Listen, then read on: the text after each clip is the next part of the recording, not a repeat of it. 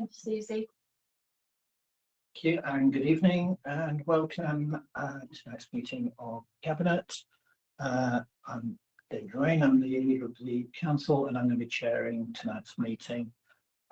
Becky, would you like to take a roll call? Yep, so in alphabetical order, if members can please confirm if they are present in the meeting room or present online. So I'll start off with Councillor Sam Casey-Ray. I'm present in the room. Brilliant. Councillor Maggie Filipova Rivers. Present in the room. Thank you. Councillor Georgina Heritage. Present in the room. Thank you. Councillor Sam James Laurie. Present in the room. Thank you. Councillor David Lorraine. Present in the room. Thank you. And Councillor Anne-Marie Simpson. Present online. And we've received apologies from Councillors Peter Paul Barker and Robin Bennett. Thank you.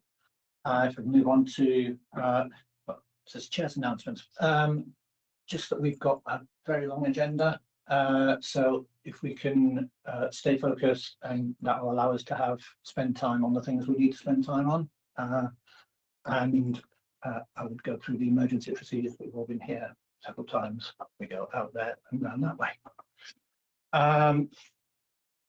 Minutes of the last meeting. We've got 2 sets of minutes to adopt. Shall I go first one? 28th of November. Is everyone happy that I sign those? Yeah.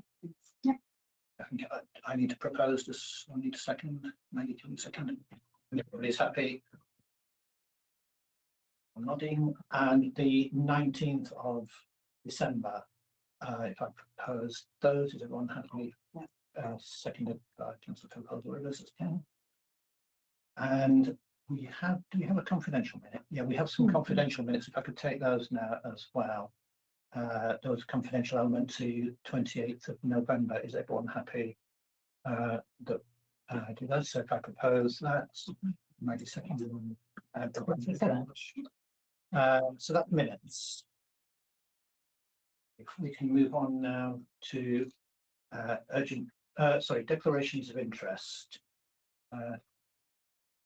Does anyone have any interest to declare with respect to any of the items on the agenda? So it's Yes, I do. I'm just trying to remember which item it is. So it's to do with the empty property. Thank you. Empty properties, in the sense that I have just, well, I don't know if I've had inherited, but yeah, my father's just passed away, so it's likely that I and my siblings have inherited a property which is empty, and we have an exemption there. Well, that's noted. Any other declarations of interest? If anything occurs to you as we're speaking, please let me know. Public participation. Do we have any public participation? So thank you, Chair. We have Mr. Salmons joining us online.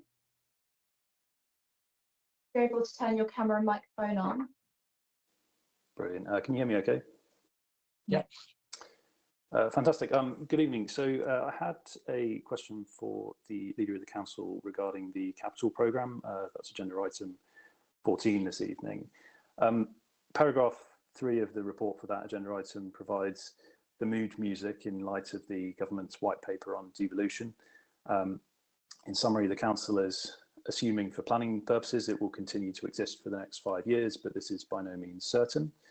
Now, of course, the council has ongoing responsibilities, including statutory duties, and for the most part, it's reasonable and sensible to carry on with business as usual until the council ceases to exist. However, there are plainly certain initiatives which it is no longer reasonable or sensible to continue pursuing in this new reality. The obvious one, which practically leaps off the page of the capital programme, is the speculative scheme to build new office accommodation for the council at Didcot Gateway.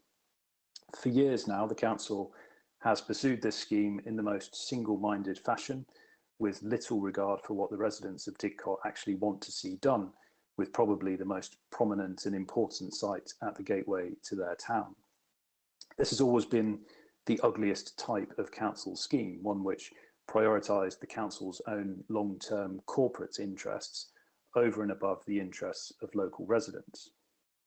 So my question to the Leader of the Council is, given the council doesn't appear to have a long-term future anymore, would the leader agree it is finally time to put this scheme to rest, remove the astronomical sums associated with it from the council's capital programme, and put an immediate stop to any further spending in pursuit of this white elephant? Thank you. Thank you. I'll try to cover various issues you raised there. First of all, your preamble set out your opinions on what the project is and what public reaction to it is. Clearly, I don't agree with those, but your question concerns allocation of funds and how the council is about to progress. I would point out that the government's proposals at the moment are a white paper, which means it's a proposal. It hasn't yet gone through Parliament, so I don't know what will come out of the other end, and neither does anyone else. In terms of the budget, it clearly makes sense for us to keep our options open. It could be that as a result of the white paper, there is a unitary authority which needs a head office in DCOT. It's equally possible that there'll be a unitary authority and there will be no need for an office in DCOT. If we were to take the decision now to remove that capital programme from capital spending from our programme, then if it came to pass that we needed an office, we'd be back to square one and we would have no budget set aside for that. Whereas if we keep it within the budget and it turns out that we don't need it, then we have spare money in our capital programme that we can then discuss what to do with. So in a sense, what we're doing here is we're keeping our options open. If we were to take a different decision, then we would be closing doors and basically making assumptions about what the government's policy or what the results of the government's policy are, that we have no idea that that is the road that we would want to go down. I don't know if the head of finance would like to add anything to that. Okay. In which case, yeah, that's. I'm sure we'll give you a written, a written version of that, or just to confirm. Okay, if we can move on. I go back to my agenda. Item 7, which is recommendations and updates from other committees, and I think there's just joint audit and governance that has met since we last discussed, and they have made some recommendations regarding the treasury items and the audit items on the agenda. Would you like to summarise those, Becky? Or yes. For the benefit of the public, I'll read them out. So the Joint Audit and Governance Committee met on 27th of January and considered the Treasury Management 2024 to 2025 mid-year monitoring report. So South Oxfordshire District Council resolved to note the Treasury Management mid-year monitoring report, and they were satisfied that the Treasury activities are carried out in accordance with the Treasury Management strategy and policy. They recommended that Cabinet considers the comments from the Joint Audit and Governance Committee and recommends that the Council approve the report. They also considered the Treasury Management and Investment Strategy 2025 to 26, and South Oxfordshire District Council resolved to approve each of the following key elements of this report and recommend these to Cabinet. And that was 1, to approve the Treasury Management Strategy 2025 to 2026, to approve the prudential indicators and limits for 2025 to 26 to 2027 to 28, and then to approve the annual investment strategy 2025 to 2026, and to approve the environmental, social and governance policy. And I'll add these all to the minutes. thank you. If people can note those and refer to them when we get to that item on the agenda. Item 8 is the council plan, the way ahead. Councillor Casey Guerrero, would you like to introduce this? Yes, thank you. I will. Yes, I'm very pleased to present this. the finalised plan to the Cabinet colleagues. I know you've all seen various versions of this as it's progressed through the last year and a bit. As you know, we've worked on it for some time and it's taken longer than we planned because of various other things that's happened. But I think it really gets the right balance between high-level strategic aims and setting out our principles for the next 4 to 5 years, and then the specifics of what do we actually want and what we actually will be doing and our priorities for that time. It sits alongside the budget, so I think it's a really good time for us to look at it today with the medium-term financial plan, and it's the product of working with the stakeholders right across the districts and beyond, including a public consultation last year. So it will, as it says, lead a hierarchy of plans that direct the work of individual officers, team service areas across, and it has 5 priority areas, similar to our plan that we had previously from 2020 to 2024, and they're climate to nature, public participation, accessibility, and accountability, looking at communities and healthy communities, the homes and infrastructure that we need, and that financial stability, but also innovative transformation that we've achieved and we want to build on for the next 5 years. Under these will sit the annual delivery plan. So we're going to bring the first one for the council in March of this year, and we will have the usual data reporting, and we're going to be trying this year to be a little bit more intelligent about that data reporting, creating a dashboard and ensuring that the burden on officers to produce that report is proportional to the usefulness of it. It sits alongside, if you like, our sister district, Vale of White Horse, because we have that joint local plan and it has to, read in conjunction with that. But it very much responds and is distinct, responds to our district and our distinct political priorities. And I do just want to highlight one particular thing in that it brings out adaptation and resilience of communities, and I think that's a really, really important thing for us to think about and to emphasise. We know that we face significant challenges in relation to global heating, and particularly in this district, that's manifests itself as flooding, as we know, and we need to really think about how we develop resilience and adaptation as heating has gone beyond the safe limits. So yes, so I'm just very happy to bring it to, and I have a seconder. I'll formally second that, and I'll speak at the end. If anyone else has got any sort of Councillor Heritage. I just wanted to comment that I very much support the priorities that we've identified, and I really do congratulate you, Councillor Sam, and all those who've been involved in the work that they've put into this project.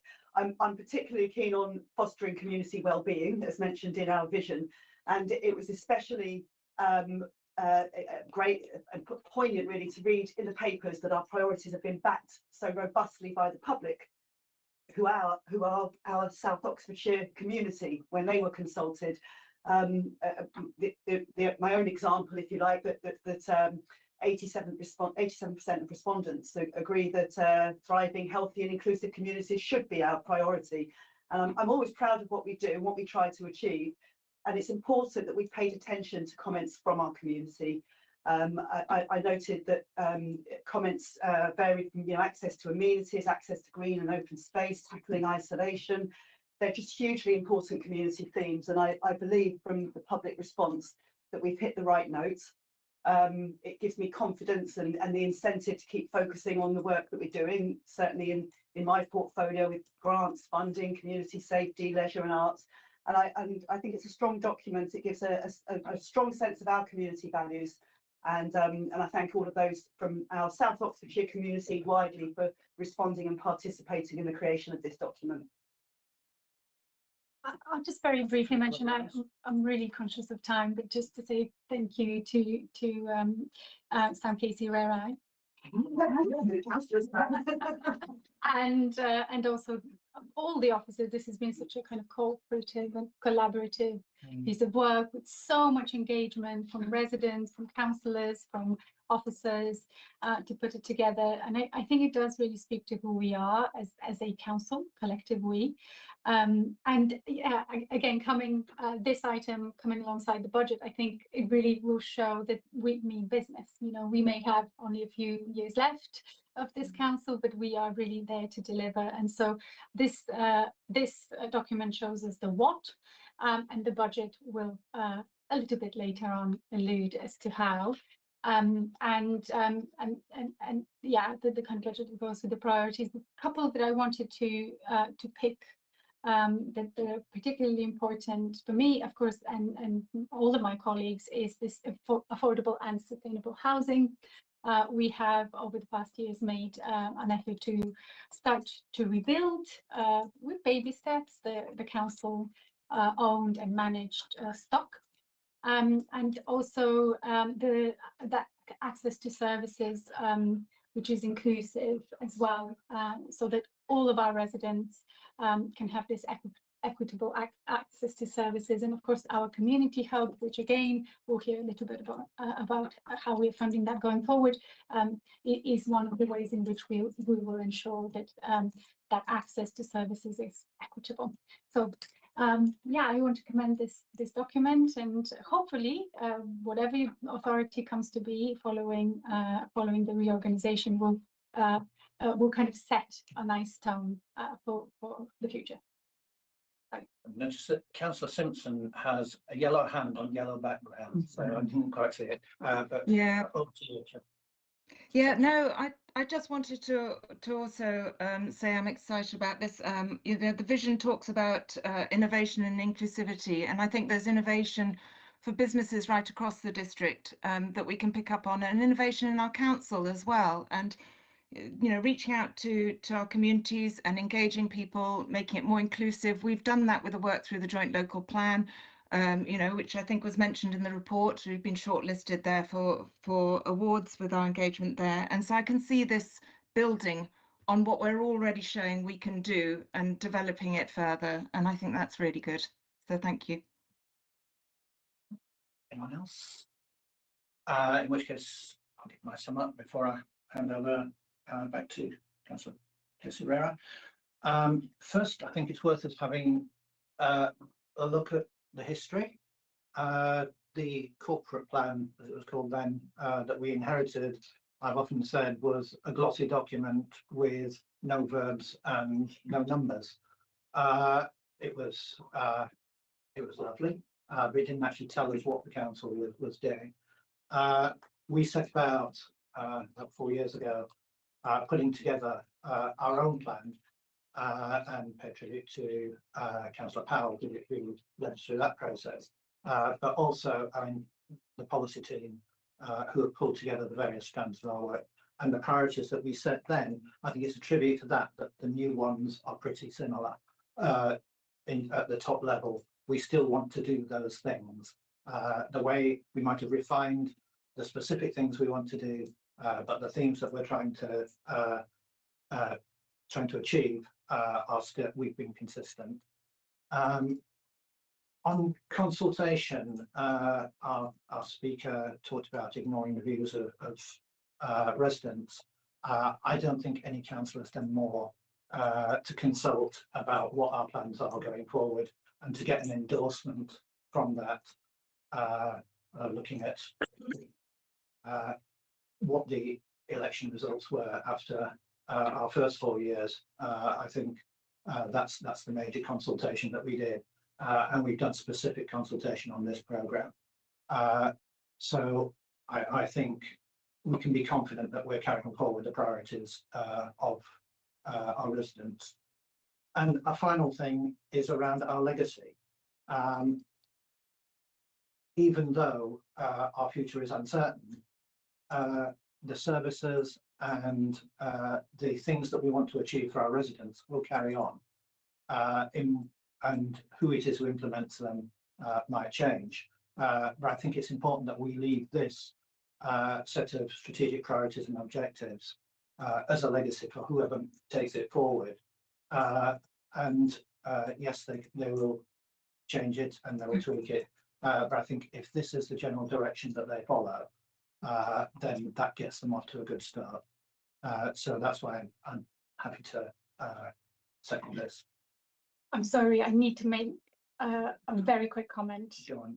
In terms of engagement, and I really would like this kind of noted and recorded, so hopefully I can go back to them. But as part of the engagement, I actually went to my local primary school and spoke to the children, putting kind of the themes and asking questions about what they want us as a council to prioritise in their communities, and they were incredible.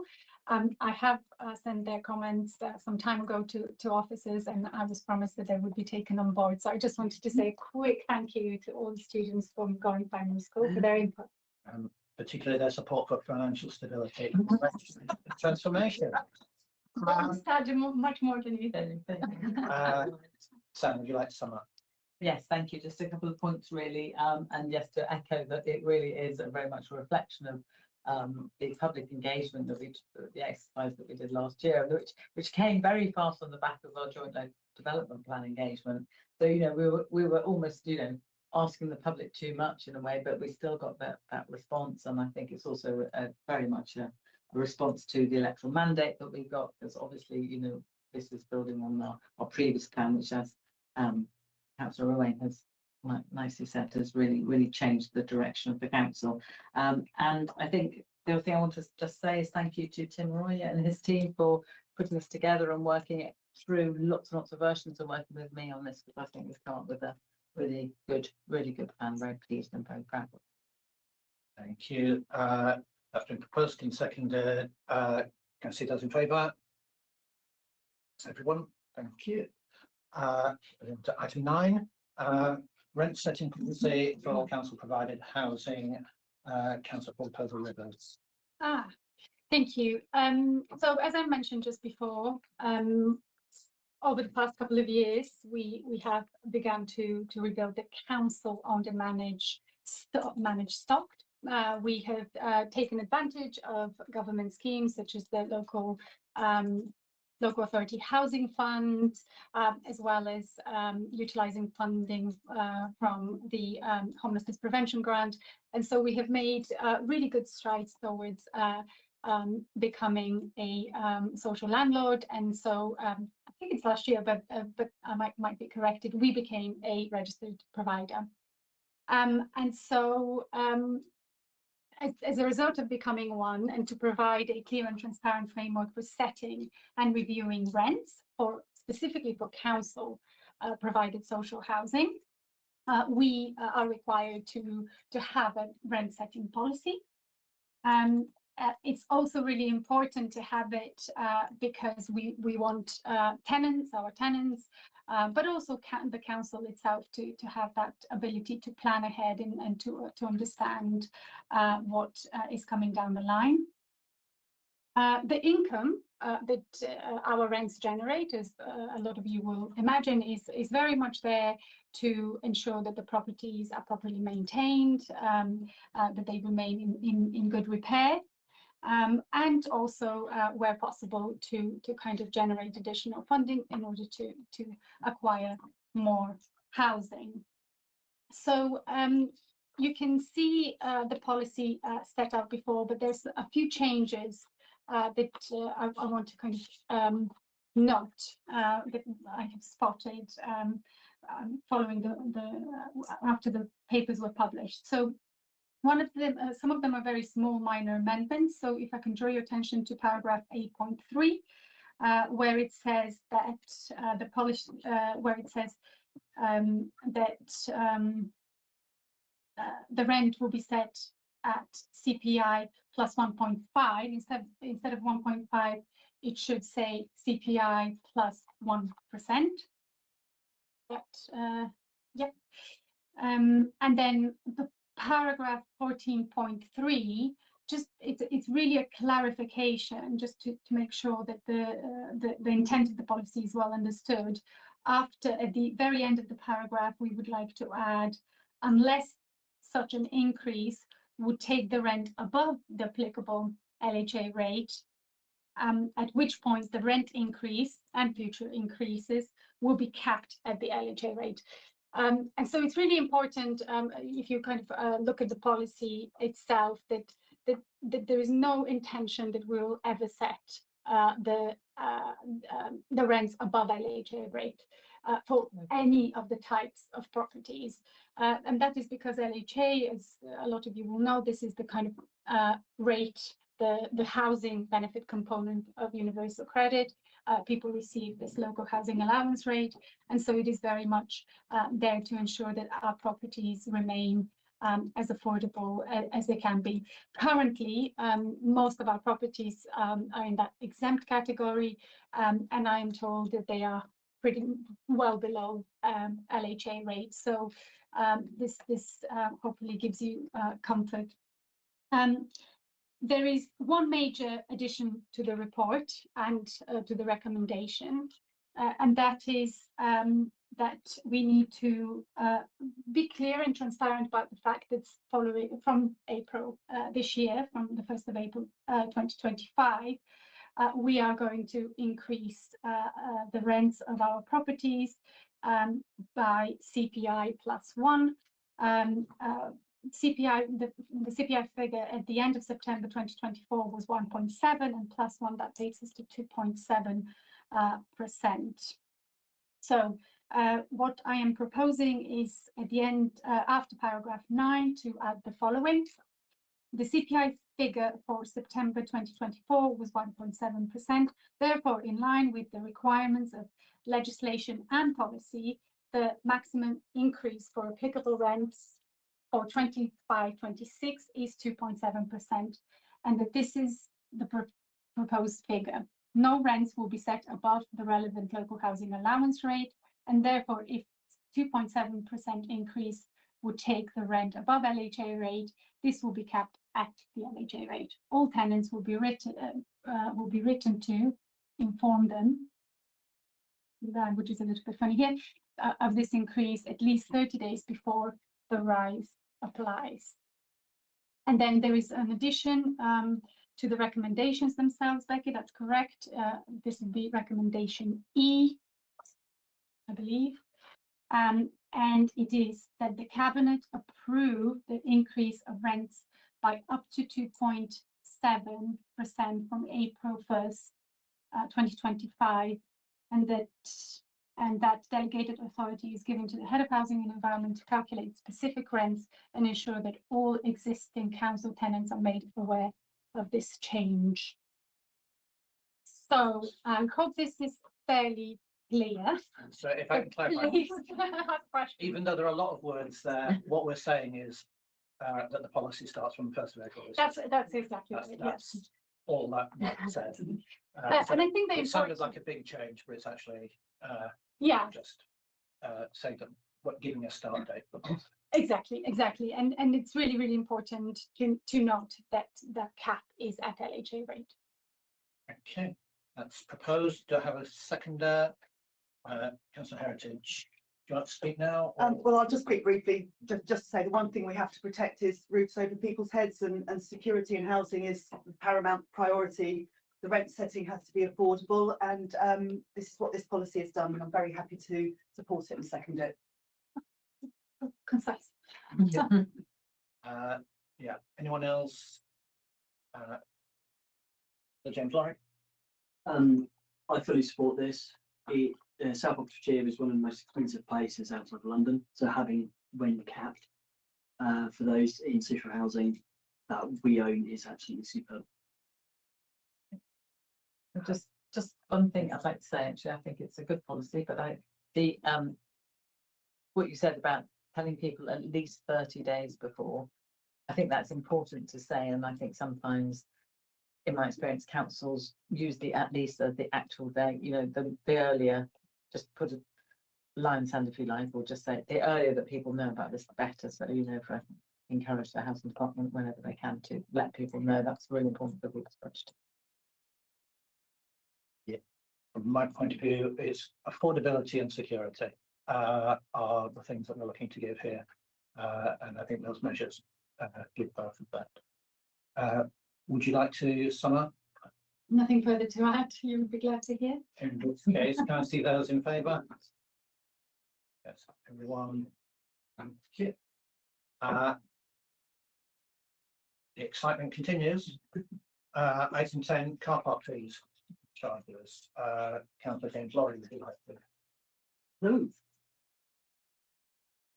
So the report on car parking fees for 2025 starts on page 88 of your pack.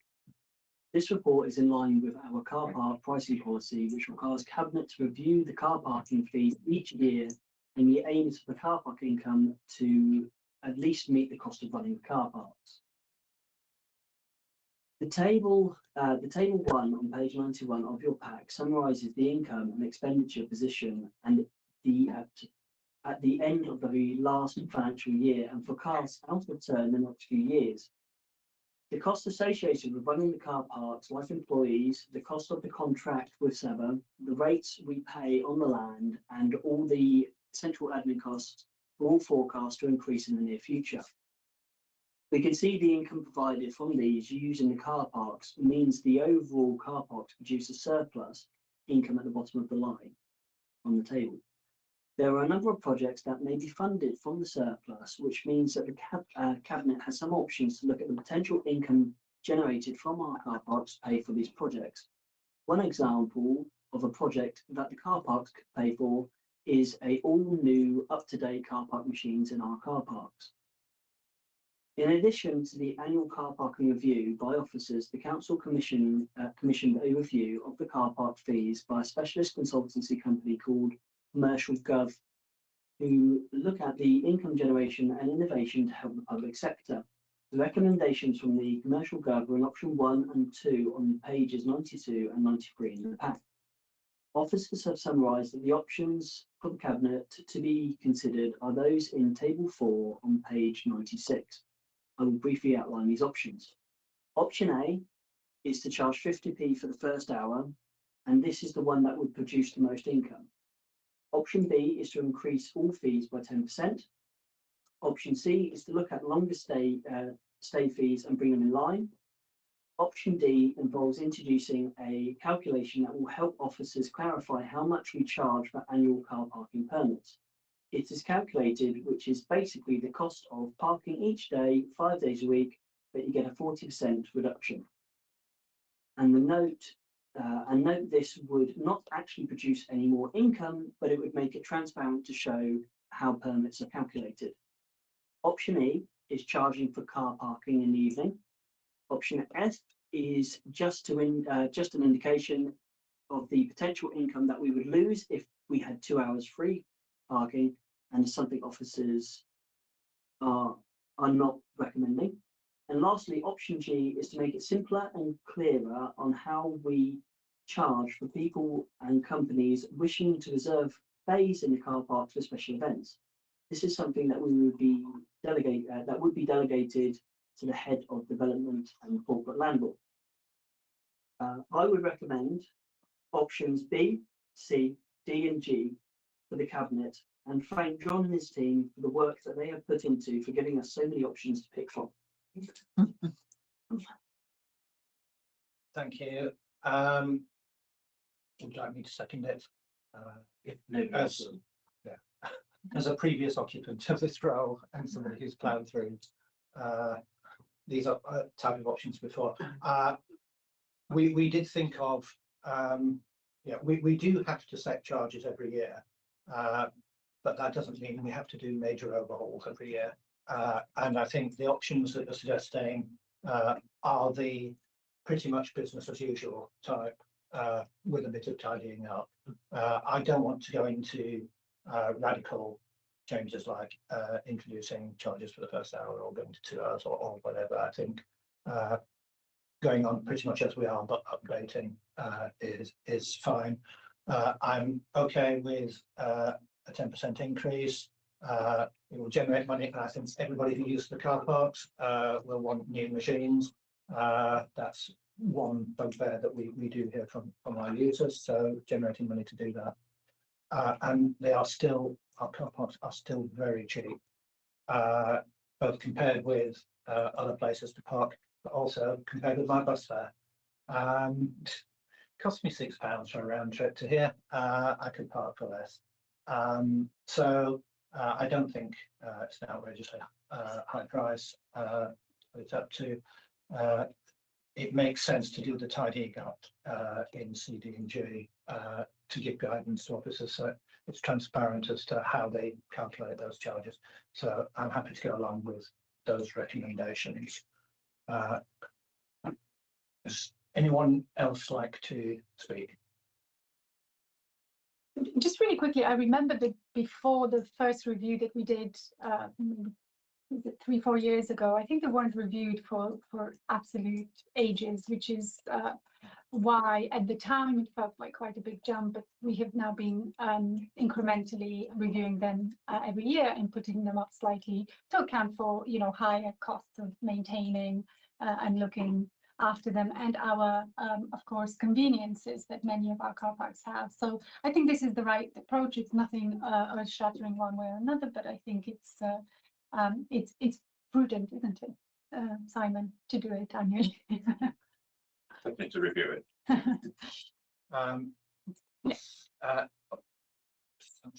Yeah, just want to say I'm happy to support this proposal that we have here.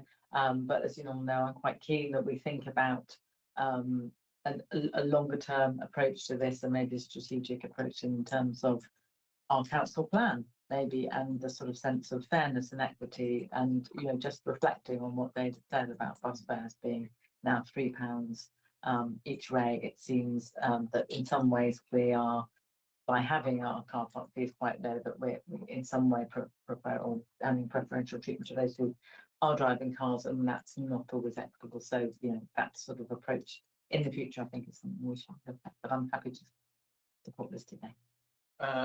Councillor James Lorry, do you want to sum up? Yes, I'm very glad that the Cabinet have agreed with me on the options. It is straightforward, simple, and keeping things nice and tidy. It doesn't rock the boat, and that is the best way forwards, I think. Okay, can I see those in favour? Everyone, thank you. We now go into a marathon of finance, some of which I'm sure we're all looking forward to. I know I am. 3 accountants up from the room. Like this. So first one, item 11. Some of these are quite technical. Some of them are actually fundamental to what we want to deliver.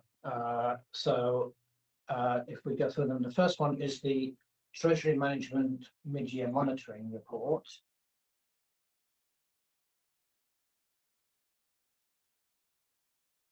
And I have a brief introduction to give to this, or a brief summary, which is that this report is as at the 30th of September.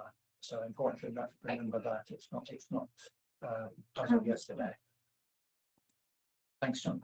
As of 30th of September, details the Council's Treasury activities for the first 6 months of 24-25, provides an update on the current economic climate, and looks ahead to Treasury activities for the remainder of the year. It is the second statutory report that Cabinet considers on Treasury in respect to 24-25, and the report was considered by Joint Audit and Governance Committee on the 27th of January. The tables in paragraph 14 show performance for the first 6 months of the year. As shown in the tables on paragraph 15, forecast investment interest for the year is expected to exceed budget. As discussed in paragraph 16 of the report, this is due to interest rates being above those that were forecast when the budget was set, and average balances deposited being higher than expected. Paragraph 22 confirms that there has been no need for the Council to borrow during the first 6 months of the financial year, and no borrowing has been forecast for the rest of the year. So the Council has remained within all its prudential indicators and counterparty limits. and therefore recommending the report on page 110.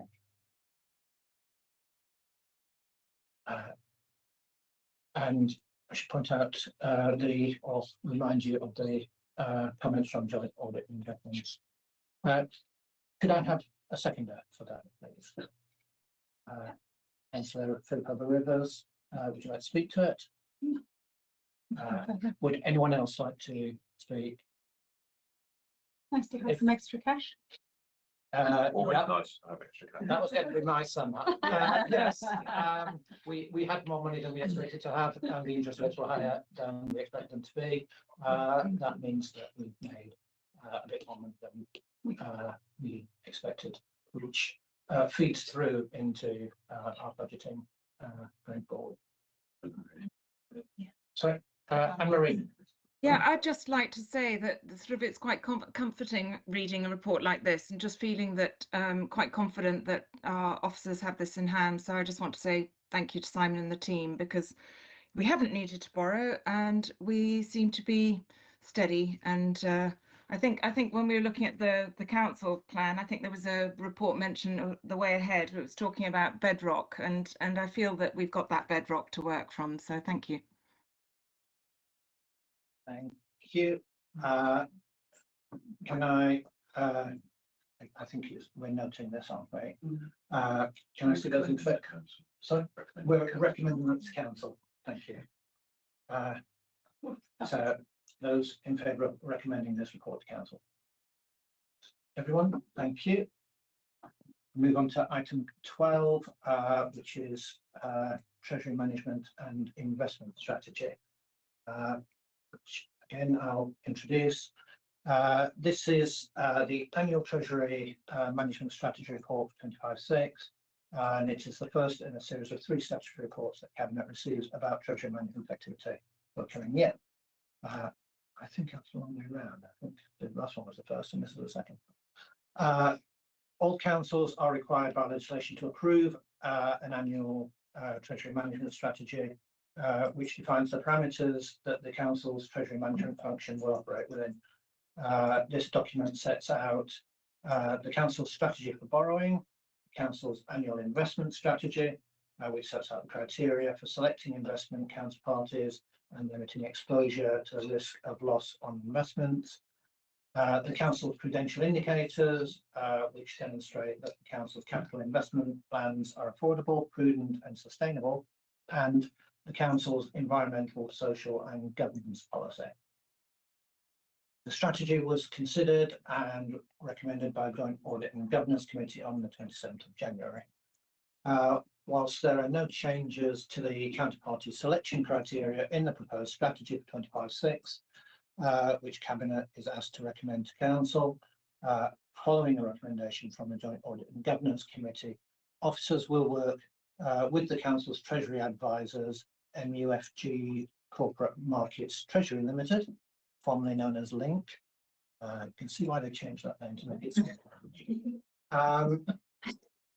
to consider potential alternative options for the Council's current investment in unit trusts.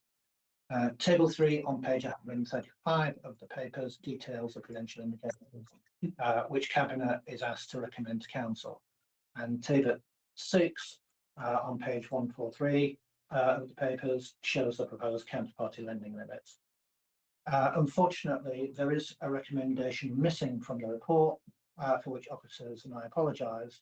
I would ask Cabinet to agree to an additional recommendation, which forms part of the recommendation on, of the Joint Audit and Governance Committee, and that is seeks to approve the environmental, social and governance policy, Appendix E.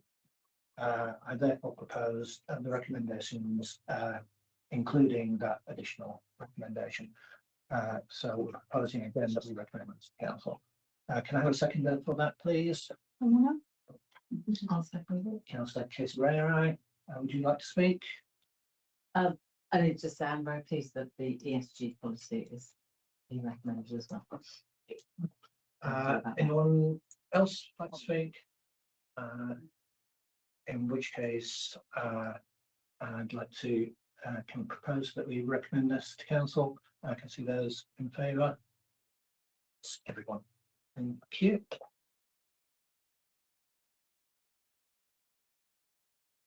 My agenda. That was the Treasury Management Investment Strategy. We're on to item 13 now, which is the capital strategy for 2025-6 to 34-35.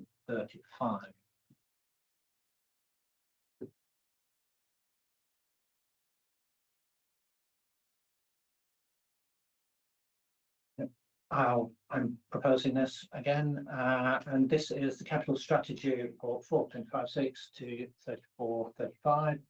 Adoption of a capital strategy ahead of the financial year is a requirement of the SIPA Prudential Code and good practice.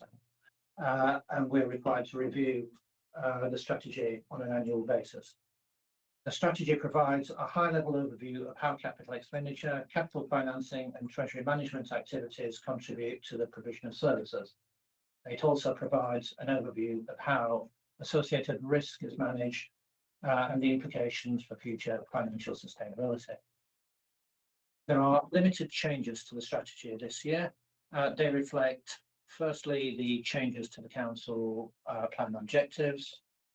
Secondly, a change to the accounting treatment of leasing by the adoption of the International Financial Reporting Standard 16. There will be a test later. And I'm counting this as CPD, but the rest of it.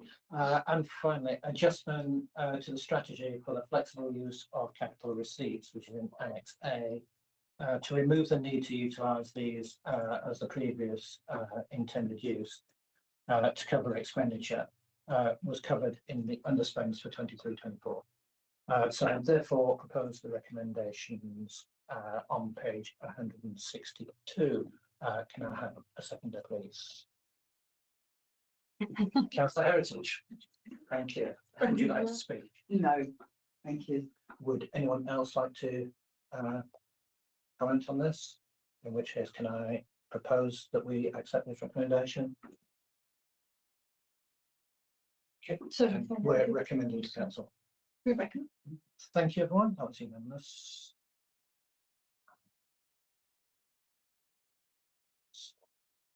We now move on to item 14, which is the revenue budget for 25-26 and the capital programme 25-26 to 29-30.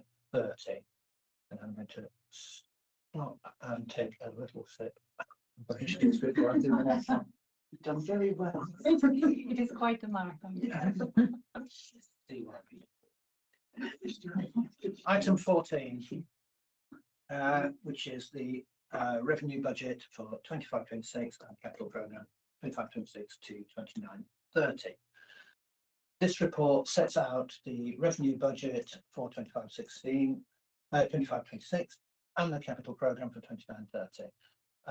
The Cabinet will recommend Council to approve.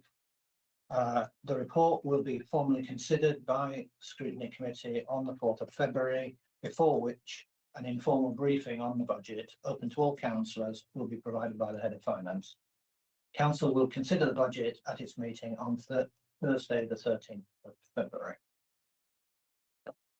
This report builds on the budget scene setting report considered by the Cabinet in October 2024 and the budget update report considered by Cabinet in December 2024. As members will be aware, during the period in which this budget has been worked on, the government published its devolution white paper, which proposes that district councils will be replaced by unitary councils through local government reorganisation. However, no definite timeline for reorganisation. However, with no definite timeline for reorganisation, the revenue budget, medium-term financial plan, and capital programme have all been prepared on the basis that the council continues to exist over the next 5 years, which seems a reasonable assumption and pretty much the only one we could make at this stage. The revenue budget for 25-26 includes a contribution of £400,000 to reserves. I'm going to say that again. the revenue budget, because we haven't been able to say this before, I don't think. No, any of our let's pick it up. The revenue budget for 25-26 includes a contribution of £400,000 to reserves, which is a better situation than predicted 12 months ago in the previously agreed MTFP. And no cuts to services are proposed. I'll say that one again. No cuts to services are. A bit louder. No, I'm shy.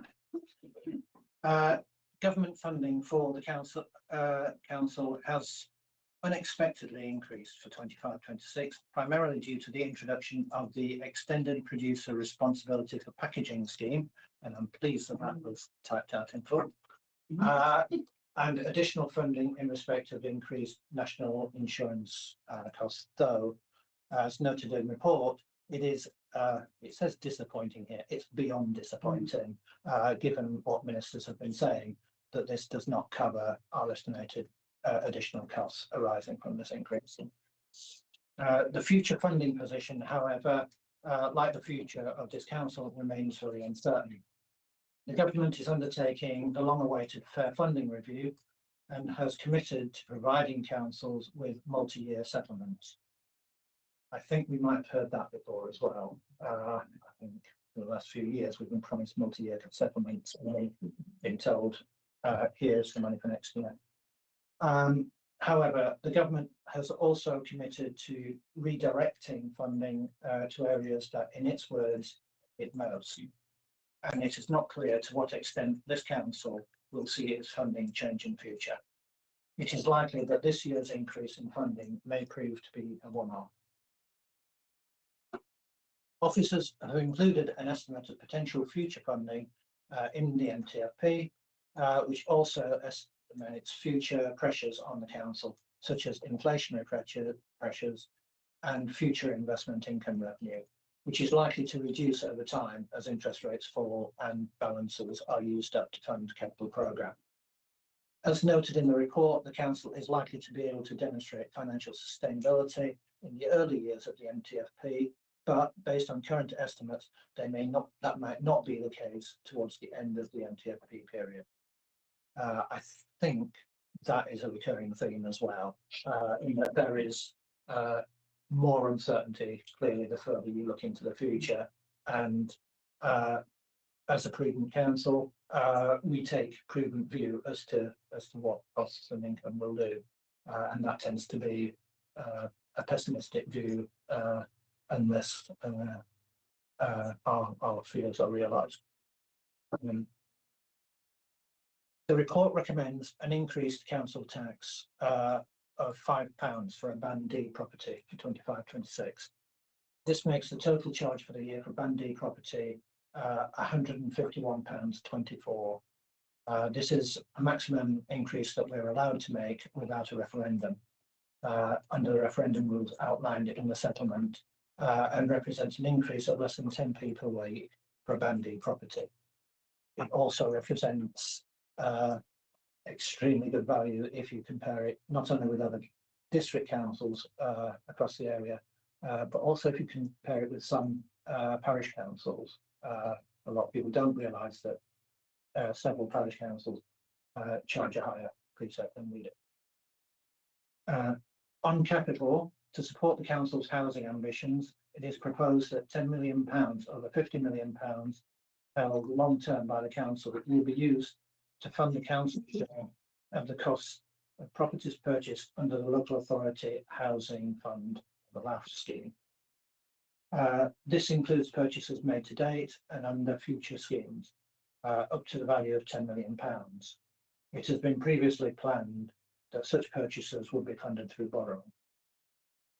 Whilst not formally included in the budget at this time, should officers be able to identify opportunities to expand our directly owned housing stock that are in line with the council's capital strategy, support the council's ongoing financial sustainability and support service delivery needs, they will seek to bring forward those proposals for due consideration at the earliest appropriate time, up to a total cumulative value of a further £10 million. And given what Councillor Purble was saying earlier about our council housing strategy, that is in support of that. The ongoing increases in borrowing as usable capital receipts are used up creates increasing costs to be borne by the revenue budget over the life of the borrowing, at a time when there is ongoing uncertainty over future funding for the council. In light of the likely financial pressures in the later years of the NTFP, officers intend to conduct a further review of the capital programme early in 25-26, in which all schemes that are not funded through Section 106 or government grant funding will be scrutinised to ensure that they should proceed. And that is in line with what we were saying in answer to the question from a member of the public. We will review capital programme depending on the circumstances that are arising at that time. So on the basis of all of that, I move the recommendations laid out on page 195 of the papers. Can I have a second there? Deputy Leader of A second, yeah. I also want to speak. You are a seconder, you can speak now. I can. I'll speak now. I actually went to put my hand up on my Teams on my on computer, which is definitely a sign of the times, isn't it?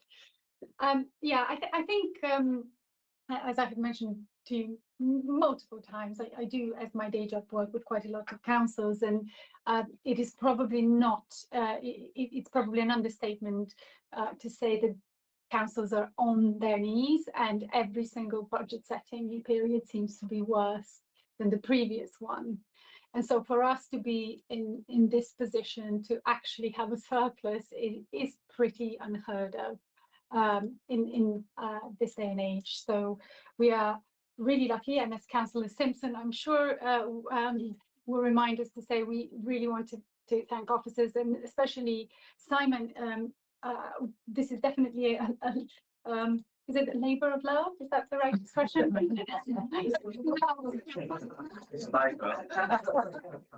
I think what is important to note is that in this hugely uncertain environment, financially, but also in terms of reorganization, we have in front of us a budget to be proud of.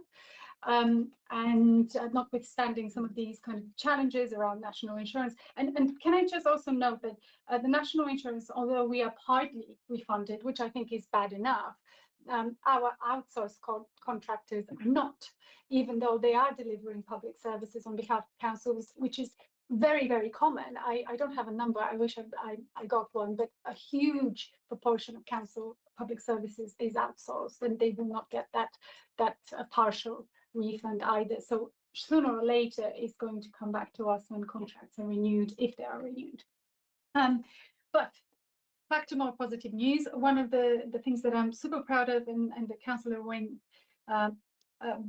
unscrupulously stole my thunder, is that money that we are putting towards powering really our housing delivery strategy. Because what is the point of the strategy if it doesn't have some funding behind it, right? It sounds like just an aspiration, right? As Councillor Wayne, I'm sure would has said before about some government aspiration.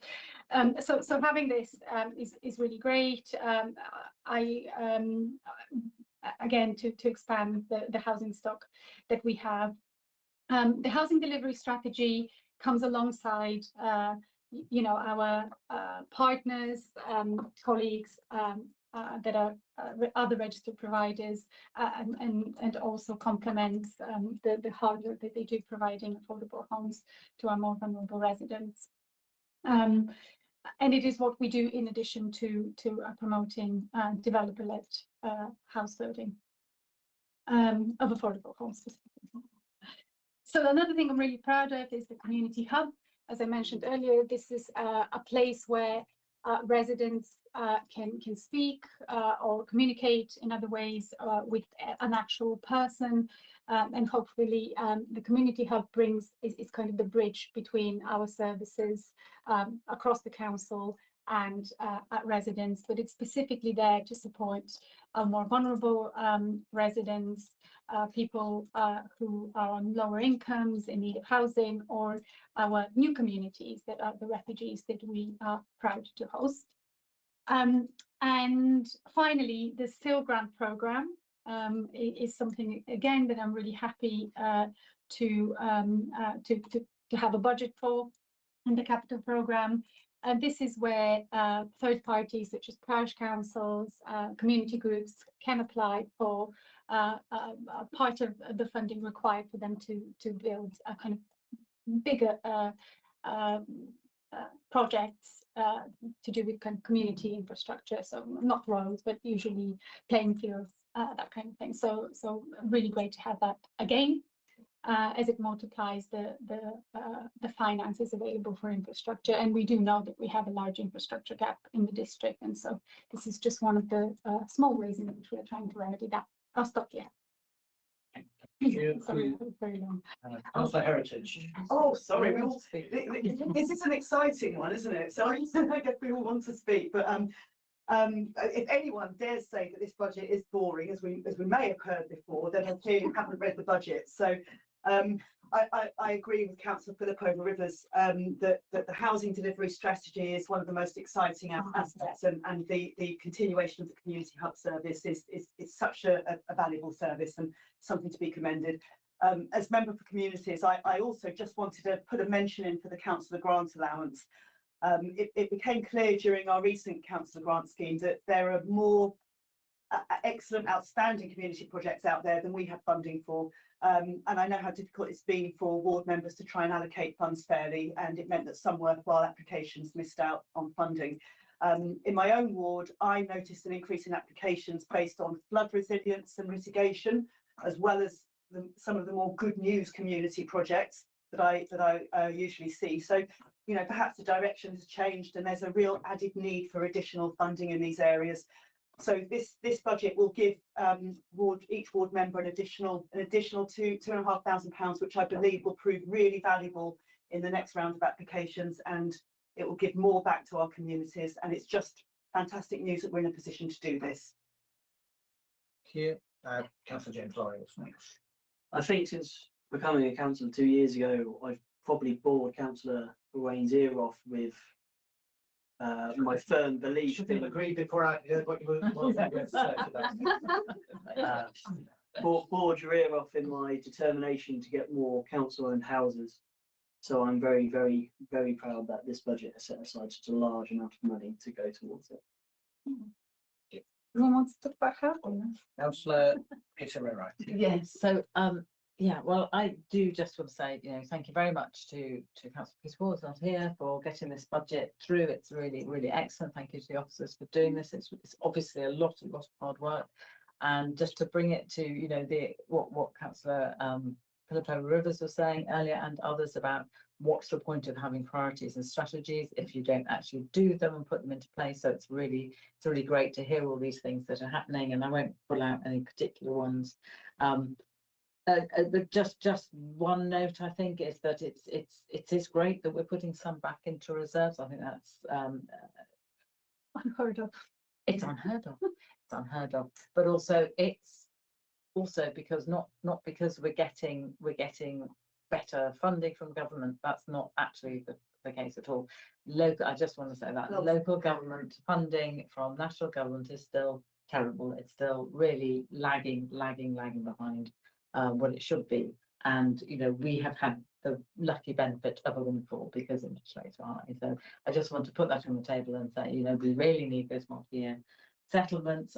I was at a local government association conference when Michael Gove was there and said, I'm going to do multi-year settlements. We're going to have 2-year settlements.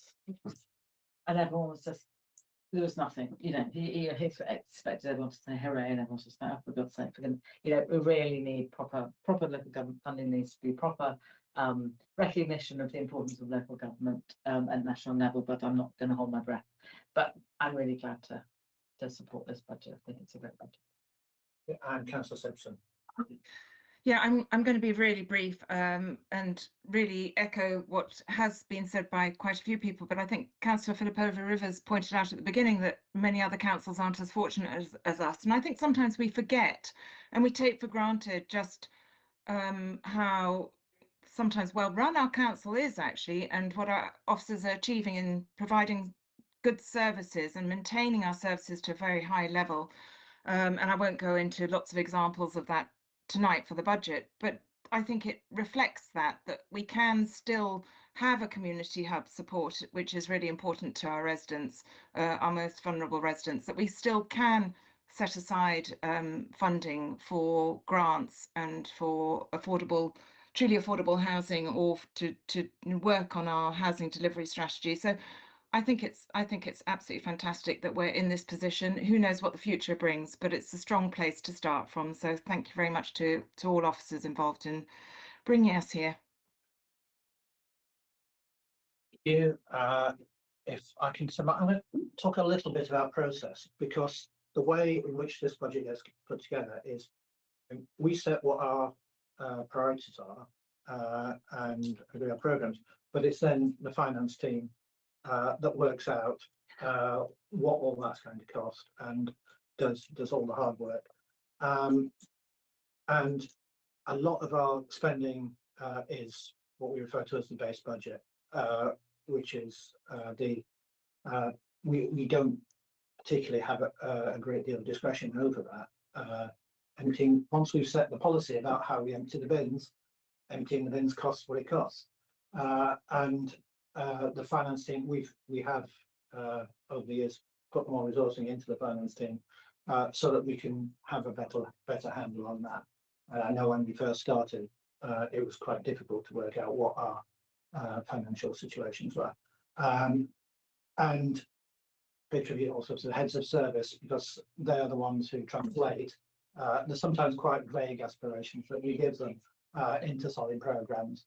I keep that but translate them into solid programs. So, and I see quite a few of our heads of service on the screen. And so thank you to them.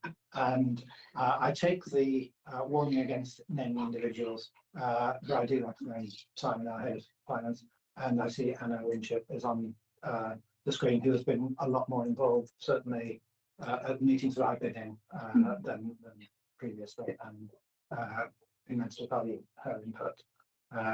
There's always one person in the finance team who knows all the detail. And it seems in me that I've been and Anna's been that person. So and I'm strategic. So and well done. Yes, putting your camera on. Thank you. So that's the process. Is the finance team have turned it into this. We're incredibly lucky that it's just turned out as it has. And I think all the things that people have said about a budget is just a financial expression of what we were intending to do, and the fact that we're putting money behind those things that we want to do sets us aside from some, let's say, governments that we've had over the last few years, who have announced things and re-announced them, and you think, oh, where's the budget for that? So I have no hesitation in. We're going to be recommending this to the council. It's the council that has to make the decision on this, and rightly so. It's the biggest decision we make every year. So can I see those in favour of recommending this to the council? That is everyone. Thank you. And deep breath. Item 15, council tax, long-term empty property premium, duration change. Yeah, me. Yeah, I was guessing it was you. Councillor Philippa, with those, if you could introduce us. Thank you. This is another one that's going, the recommendation is to propose it to council. And yes, long-term empty property premium, or TEP, is that how we shorten it? That's what I'm doing now. So again, empty properties have been one of the areas where we have dedicated some resource, bringing those back into use.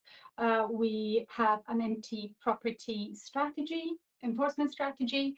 We also have hired some additional officer resource to work to bring those back, and this is another tool in our toolbox for bringing empty properties back into use, but also in terms of our housing delivery. We want as many of the kind of housing capacity to be in use for our residents.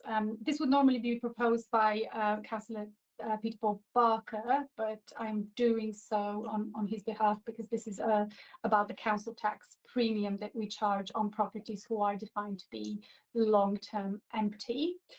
Again, council tax empty premium charge currently applies where an address has remained unoccupied and unfurnished for a period of 2 years.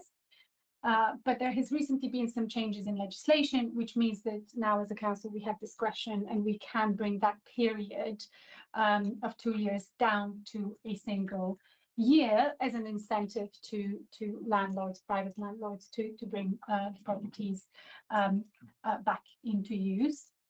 And so the report, which is very short, I could probably read it all and it will be shorter than the introduction. Sorry, but the purpose of the report is to enable the council to adopt this amended reduced empty duration before this premium becomes applicable.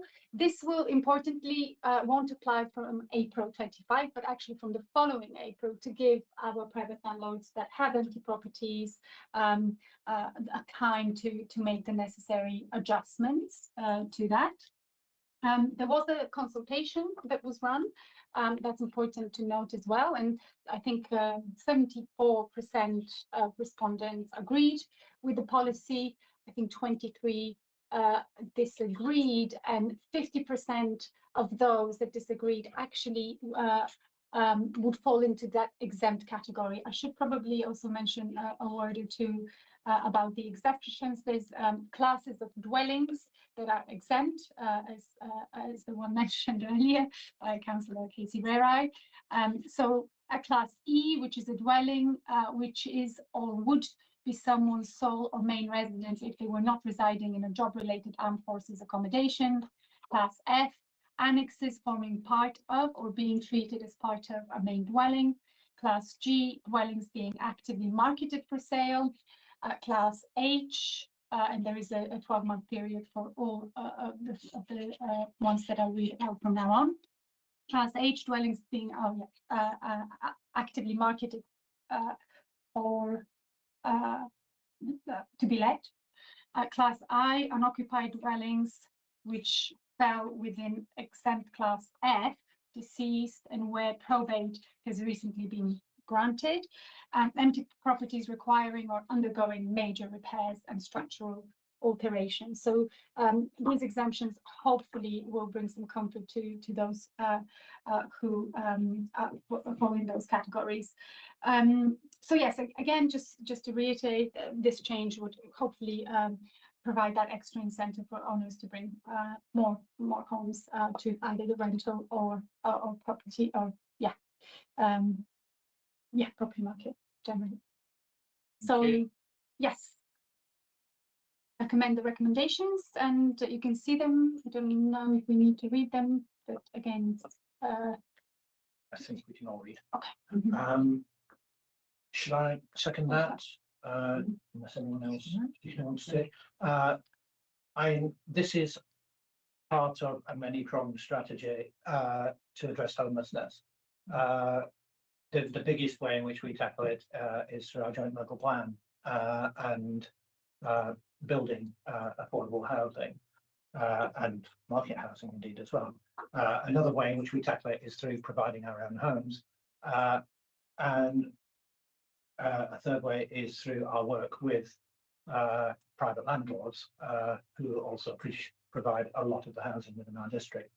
But this is another part of that strategy, which is whenever I walk past an empty house and think, a family could be living in that house. So we do operate a carrot and a stick mechanism, and in that we offer help to house owners to help them bring the house back into use until there is a sweet spot between something becoming empty and then becoming derelict, where a little bit of work can bring it into use.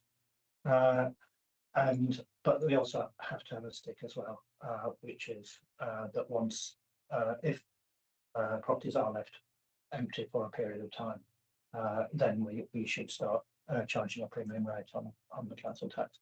So happy to support this as part of that overall programme that addresses homelessness and affordability of housing in the district. Would anyone else like to? Councillor Tim, sorry. I do like the direction that it's going, though I do feel that it is nowhere near robust enough to deal with properties that have been empty or derelict for many, many years. It is a step in the right direction, coming down from 2 years to 1 year. But there are a lot of houses within our wards, within South Oxfordshire, that have been left empty for years upon years upon years because the land is worth more than doing anything with the house. And I don't feel really that this is as robust or firm as it should be to try and get those houses back onto the market. Thank you. Wait for wait, see if there's any other comments that anyone wants to make. And if not, I'll ask you to sum up. I'll sum up and I'll respond to you, Councillor James Lowry. I definitely agree that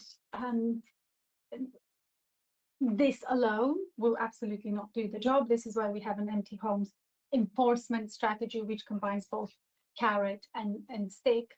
I think officers have done a bit of analysis around the scale of the problem, and I am sure that we all know of some houses, but actually by and large it is not as big as relatively speaking in terms of those empty properties. I also do think that there are some loopholes, and that is not obviously this is national legislation rather than to do with us.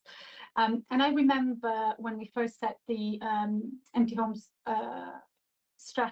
enforcement strategy, I think really we wanted to strike quite a collaborative tone because we want to work with our private rented sector landlords, but there were in it, and I definitely would encourage you to have a read. There were definitely some sticks which are kind of in addition to this very small part of it, which would provide a much more robust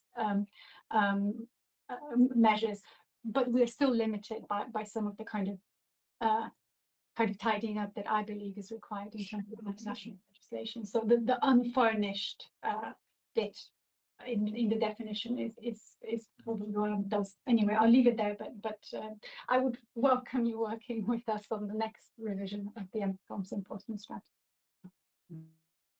Okay, that's been proposed and summed up. So can I see those in favour? Against? Okay, that's carried. And that because we didn't need to go into confidential session because we didn't refer to any of the confidential documents, that brings us to the end of our agenda. Well done, everybody. That was a very meaty. And you haven't lost your voice. People will say that's a shame, especially when I get home. Okay, thanks everybody. If you could. Thank you, Susie. Can you end the broadcast, please?